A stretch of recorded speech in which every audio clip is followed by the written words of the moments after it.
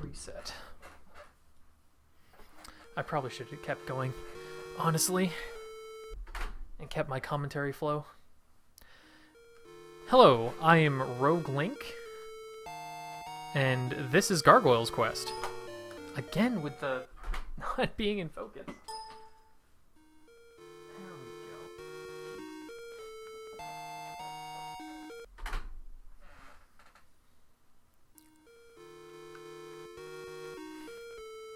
Hello, I am RogueLink, and this is Gargoyle's quest.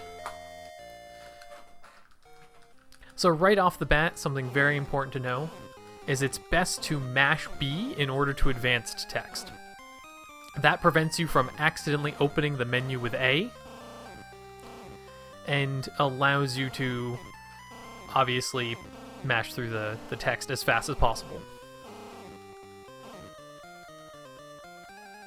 The A menu is how you generally interact with NPCs and the environment. This is the Dimension Portal, the first level. Fairly straightforward. The creatures, the monsters that just died in front of us, were essentially telling us that Brager, the King of Darkness, has returned, and we need to get back to the Ghoul Realm, so that's what we're trying to do right here. The main mechanics of Gargoyle's quest is it is a platformer that has a limited hover mechanic in order to make it over gaps and things like that. Over the course of the game, our wing strength, jump height, and our attacks are all going to be improved one way or another. There we go, not too bad. Nice. And here we go. So with the first boss's giant fish, we're going to want to set up here, fire an early shot, clip in the boss, and then spam until he's dead. Most of the bosses in this game require pretty steady mashing in order to kill. Since none of the bosses have iframes, the faster you can mash, the faster you can kill.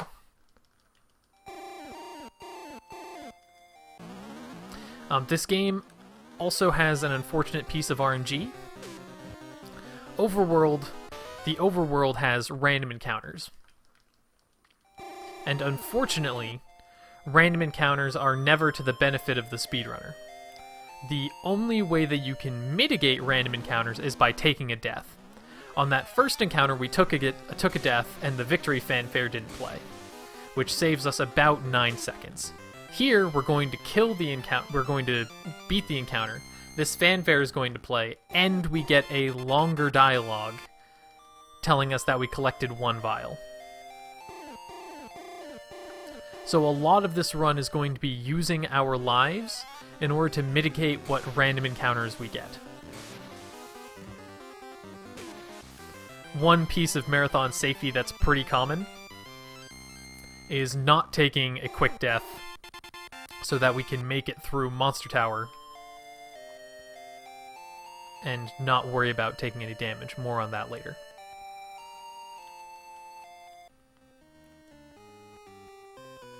This is Jark, Baron Jark. He's going to give us our first jump upgrade. He's going to allow us to make the jump at the start of this bridge coming up and allowing us to progress to the next level. It's actually possible to make this next jump without this jump upgrade. The task does that, and I've achieved it before, but it's incredibly difficult. And the actual Monster Tower level is insanely hard without your jump upgrade. We will be skipping 1 upgrade over the course of this run, but the first jump upgrade is very much required in the current route. So this jump right here is almost impossible without the first jump upgrade.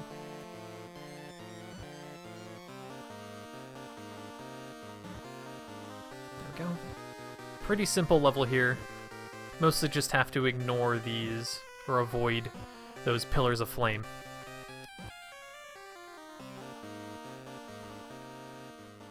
Now we have random encounters and we have forced encounters. We fought a forced... Oh, here we go. Here's another random encounter. We have random encounters and forced encounters. Random encounters, of course, have no indication that they're going to show up or not. Forced encounters are always on the overworld, and you have to defeat them in order to progress. You can't take a death like you would be able to with a random encounter. Previously, in the old route, which was shown at SGDQ 2 years ago, which was the last time this game was run, went under in order to prevent this random encounter. It's been recently discovered that with a death warp, it is actually faster to kill that upper forced encounter. This is Monster Tower. Easily one of the harder levels in the game. You have to get through the entire level without taking any damage. And if you take damage, then that means you can't quick kill the boss.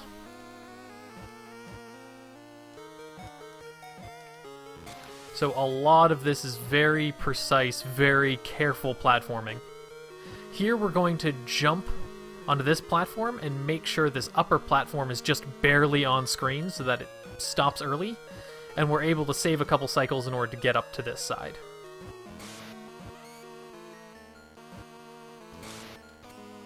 Up here. Being very careful to avoid more and more spikes.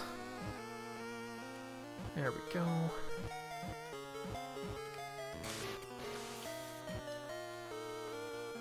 Nice. And nice. Okay, and Four Eyes is coming up.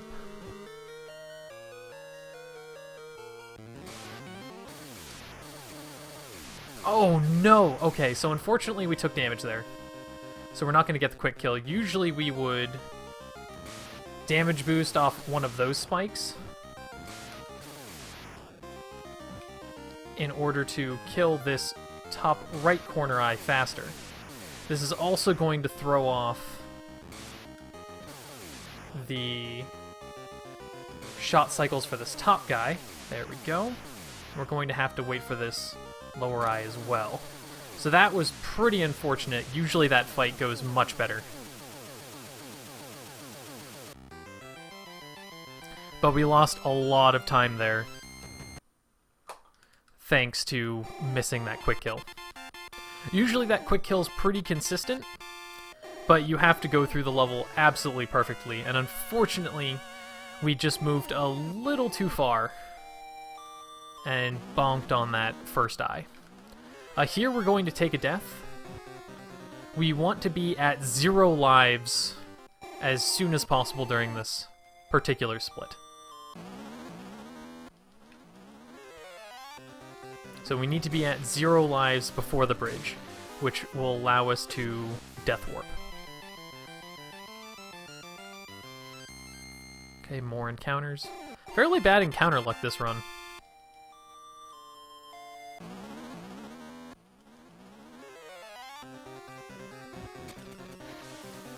Okay, getting him. And damage boosting through those guys.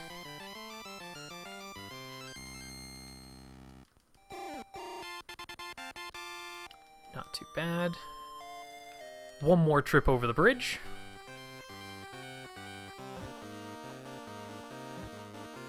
Up and over these spikes. There we go.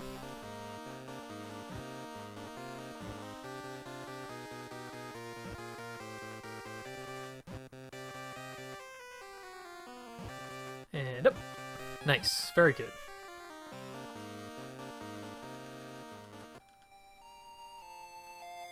Okay, so now we need to talk to Jark again. The reason why we needed to go to the Monster Tower was so we could get the Gremlin Stick to use on Jark. Once we use the Gremlin Stick on Jark, we'll be able to proceed to the King's Palace.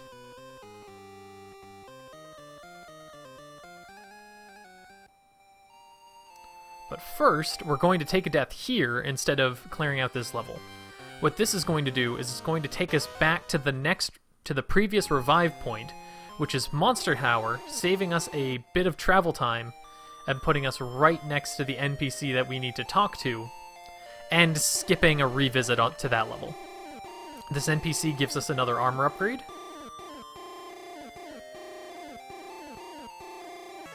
There we go. So now we're going to be at... Now we're at 3 health.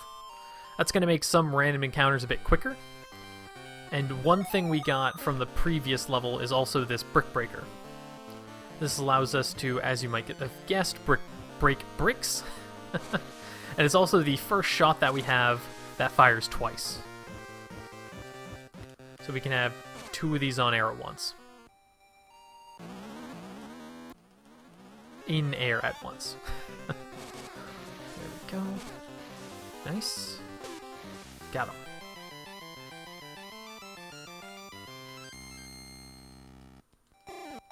Ba-ba-da-ba-ba-ba.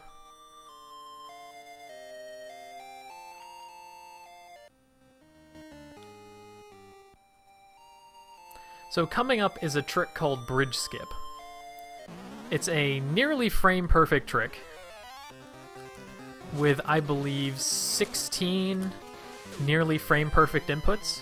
It saves about 30 seconds and is essentially us skipping the first wing upgrade. So we essentially skip a forced encounter and make it over this bridge coming up. In a marathon setting, I'd probably do a safety save here, or at the very least have an extra life for another attempt.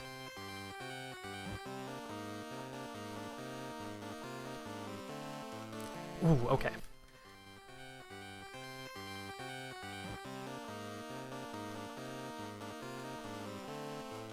Okay, we just barely made it across that time.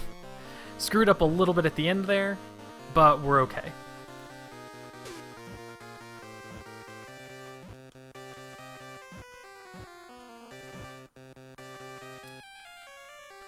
And we made it over. Now, since we made it over the bridge without getting the wing upgrade, that also means we have to get through the next level without a wing upgrade, which is the tricky part. Oh boy, that's bad. Now we have to take this fight really slow. Ideally, what we should have done there is damage boost off of the spikes, which only do 1 damage, and do that twice. Unfortunately, we accidentally got hit by the head, which does 2 damage. On those giant ogres, the head does 2 damage, the body of the ogre does 3 damage, so very important not to get hit by the body at this point.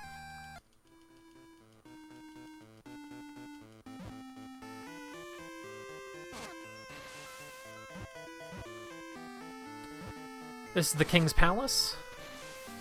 A lot of this level is very careful, very precise wing management. We don't have nearly the wing strength that we should at this point.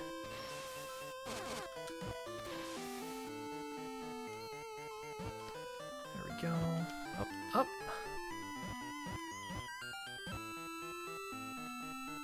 The hardest jump of this level without a wing upgrade is coming up right here.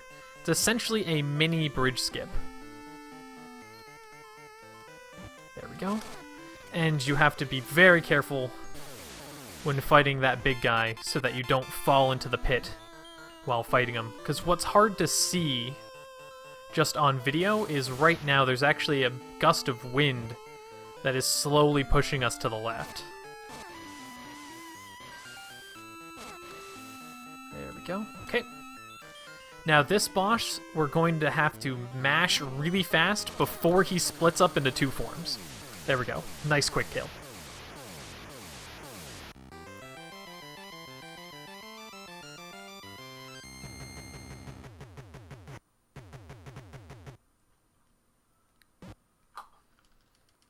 Okay, pretty good boss. Now we're going to use the candle that we got from Jark on the king. And he's going to give us a wing upgrade and a jump upgrade and not a health upgrade, not yet. But this is why we're able to do bridge skip. The fact that we're able to get another wing upgrade so quickly means we don't actually have to go through very much of the game at a disadvantage. So our wing strength and jump strength is where it should be at this point.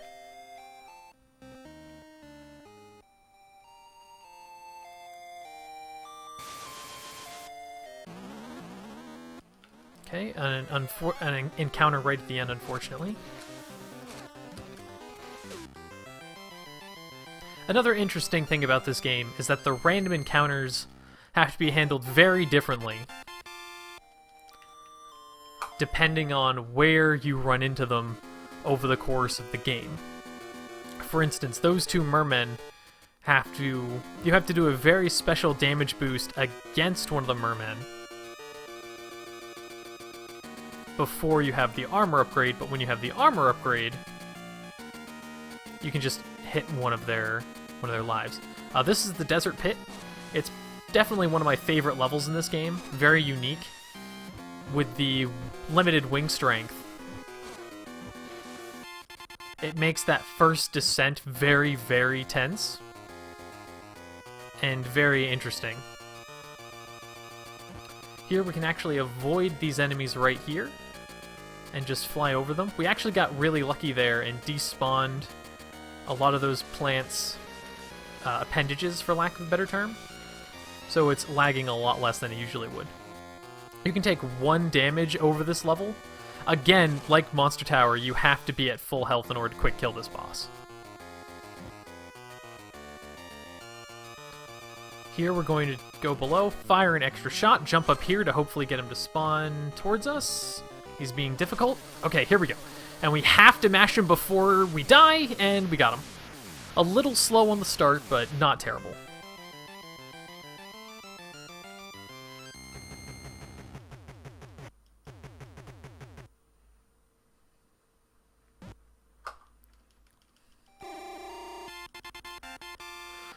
Okay, and we just got the Claw Shot. The Claw Shot's going to allow us to cling to spikes. It's similar to the Brick Breaker, where we can have 2 on screen, and how it works is it essentially makes a protective coating over spikes when we fire towards them.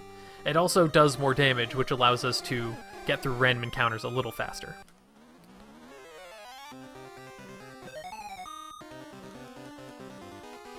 This is a quick little forced encounter to get an armor upgrade.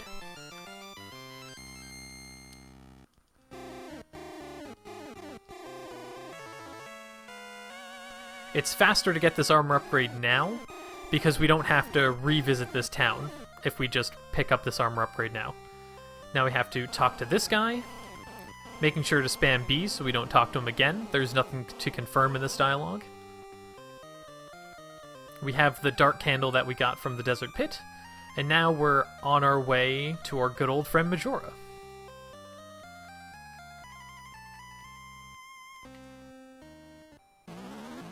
Another desert section with a decent number of random encounters. Oh, there we go. Quick encounter. You can see just how much more damage the Claw Shot does. Unfortunately, since the fanfare takes 9 seconds, even if you defeat a random encounter almost instantly, it's still a fairly significant time loss because of the fanfare. There are a few places where if you're close enough to a respawn point, you can take an extra death and get some lives back, but unfortunately we haven't had any of random encounters close enough to these respawn points to really take advantage of that.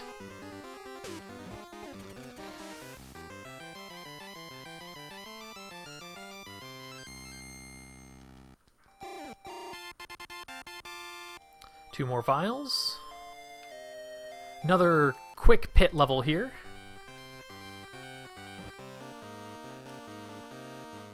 This is another transition level. Just need to very carefully maneuver between all these enemies. One interesting point. In this game, it's faster to jump over an edge than it is to walk over an edge. Firebrand will descend faster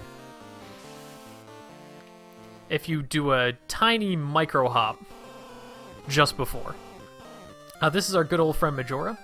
He's telling us to light the dark candle, which we got in the previous level, right in the middle of the room here. Now he's essentially revealing that we are in fact the main character of this game. This little section is actually kind of interesting because you need to buffer all of your inputs in order to make sure you go the right direction.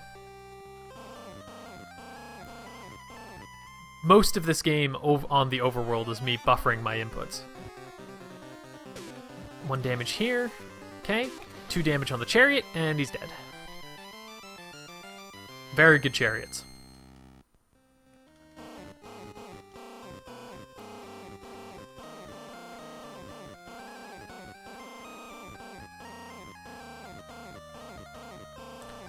This is Majora telling us that we are not quite at full strength, and we need to get the Eternal Candle from Rushafell. Here's another quick section where the route diverges from how it was last run at SGDQ. What we're going to do is we're going to get through here, and instead of jumping to the left, we're going to fly over here, take damage on this fire,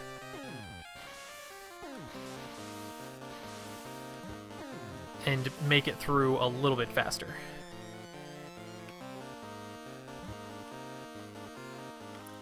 The levels from this point on are almost all fairly different from the last time it was run at a GDQ.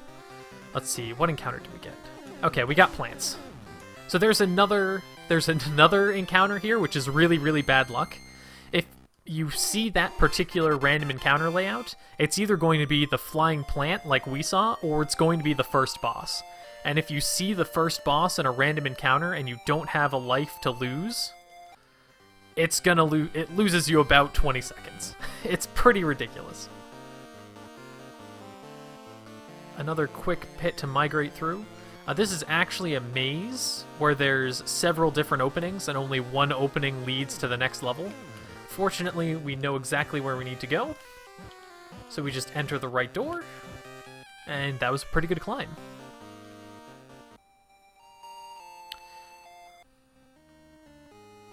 Now we just have to speak to Rushafell and head through his castle. This level is also very, very important for managing your health. There's a trick very early on where we are going to try to take 1 damage. If we take 1 damage, we can do a super quick kill.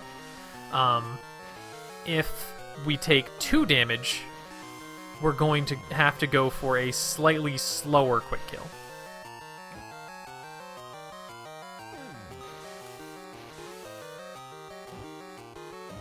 So we're going to try to hit the side of these spikes and take 1 damage. Okay, I think we got it. And we're good. Excellent. So now we can only take damage. We can only take the 1 planned damage in this level. Stay off screen so that we can get through here. Floating, killing those guys. Double shot the scorpion. Very carefully jumping up these spikes. And up and over. Nice. Here's where we're going to need to take damage. These drills deal 2, so we're going to damage boost off those spikes and slide right on through. Oh, I forgot to split. There we go. Now here we're going to want to jump as soon as possible so that we can stop the slow movement of walking up an angle. Switch to Brick Break. Funny enough, the only attack that damages this next boss is Brick Break for some reason. And we're going to jump up here. Oh, this is not good. Okay, here we go. We're going to hit that thing, get right next to his head, mash him, take 1 more damage, and he's dead. So that's why you need to be at full health.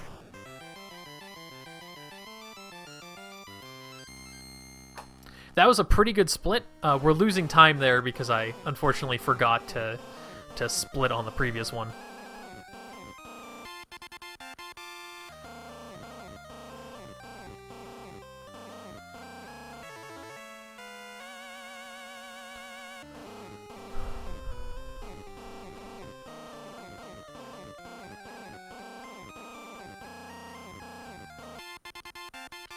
And there we go. We got the Eternal Candle, and we have all of the upgrades that we need all the way to the end. Now there's a really neat trick here that, depending on if I'm ahead or behind in a run... There we go! Nice! So it saves about half a second in order to fly under the level. Unfortunately, it's very risky and not worth it, so usually you'd be going through. It's a trick that I really like showing off, especially if I'm behind on a run or we're doing a marathon. I think it's really cool. Since we have infinite wing strength and our only objective is to get to the right side, we can just fly under it. Okay. This is the last level. Very important to very carefully manage your life here. There's going to be some very big tricks and damage boosts coming up. It's key that we only take damage exactly when we need to. We should, and even with that, we're going to be finishing this level with only 1 life left.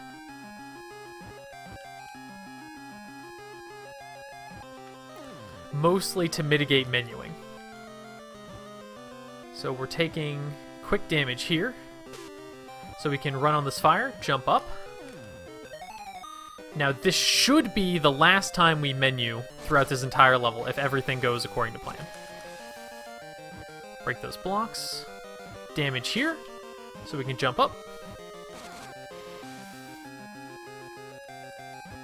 Unfortunate fly positioning, so we have got to wait. There we go. Better to play it safe here. Coming up is the toughest jump in the game. We're going to want a damage boost here. Jump up, and oh, unfortunately we didn't get it. But we got it second try.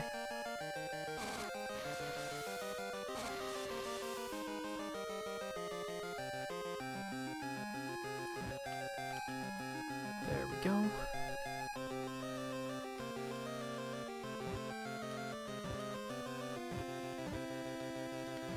Nice. Now, ideally, we wouldn't need to switch here, because we'd have 1 more health, but there we go. And that's it. So next up, final boss. Here, it's important for all of chat and everyone in the audience to spam and chant B. If you ask... Brager is going to ask you something. If you say yes, he strips you of all of your powers, and you basically have to lose the next fight. You have to say no in order to beat this next fight. And spamming B doesn't confirm the prompt. Now we're going to just sit up here, waiting for the time to strike, jump right in, mash next to his head, and that's it. That's Gargoyle's quest.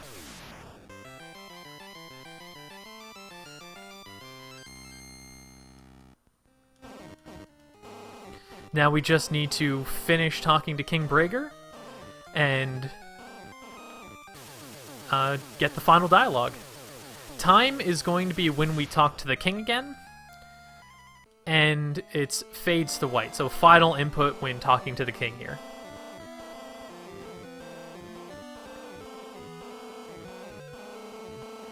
And time.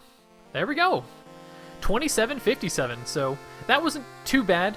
We had a major mistake in Monster Tower, taking that extra damage, which was pretty unfortunate, so we lost a lot of time there, and didn't have the best RNG, but honestly, sub 28 is fairly consistent.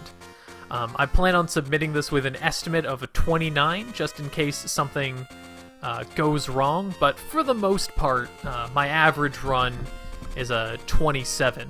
A good run would be a 26. With really good RNG, the world record is currently a 25:43, but I wouldn't expect to get that during a marathon, so I would definitely be submitting this with an estimate of a 29, just to be sure. But that's Gargoyle's quest, and thank you for your consideration. I hope you say yes to Gargoyle's quest being in the marathon, and thank you for your time.